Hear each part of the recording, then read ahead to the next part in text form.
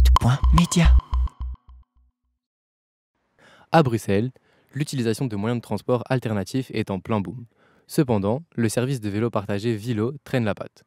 Chaque vélo est utilisé moins d'une fois par jour, soit 6 fois moins qu'une ville de taille comparable comme Lyon.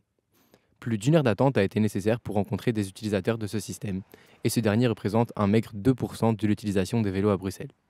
Comment expliquer ce manque de succès ? Je me sers assez souvent des vélos, peut-être parce que mon vélo électrique est volé récemment, donc voilà, je me sers maintenant presque quotidiennement de vélo. Quand même, ce serait plus pratique d'avoir un vélo électrique tout de suite, batterie inclus. Mais j'ai en effet choisi pour vélo parce que c'est moins cher, quoi. Le week-end passé, j'étais à Paris et là, ils ont aussi un système de vélo partage comme ça et la batterie est aussi intégrée dans le vélo. Il roule super bien, la batterie est meilleure que vélo, je dois dire. En plus d'être moins performante, c'est l'utilisateur qui doit s'en occuper. L'emmener avec lui quand il veut utiliser un vélo et s'occuper lui-même de la recharger. Ce n'est le cas pour aucun autre service du genre. Le système de station est aussi remis en cause au profit du free floating, qui permet de déposer les vélos plus librement dans des zones définies. Cependant, le prix des vélos reste extrêmement compétitif. 8 € par mois pour l'option électrique, contre quelques euros par trajet pour ses concurrents du privé.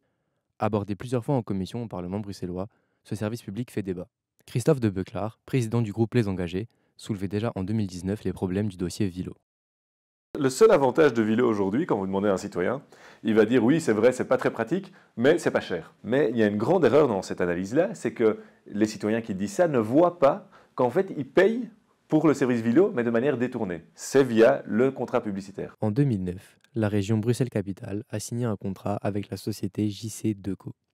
Cette dernière s'engageait à s'occuper du maintien du système Vilo gratuitement, en échange de l'exploitation d'espaces publicitaires dans la ville. On estime les profits réalisés par ces espaces, et donc perdus par la région, à entre 7,25 et 15 millions d'euros par an. Quel est l'incitant pour JC Deco d'exploiter Vilo? Pour lui, plus Vilo roule, plus il y a des vélos en marche, plus ça lui coûte.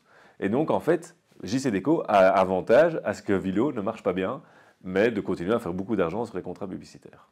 L'actuel ministre de la Mobilité, Elke van den Brandt, a dit en commission qu'elle trouvait également plus judicieux de séparer contrats publicitaires et offres de vélos partagés. Seulement, le contrat signé par son prédécesseur est très contraignant, et elle affirme que sa résiliation avant 2026 coûterait à la région plusieurs millions d'euros par an.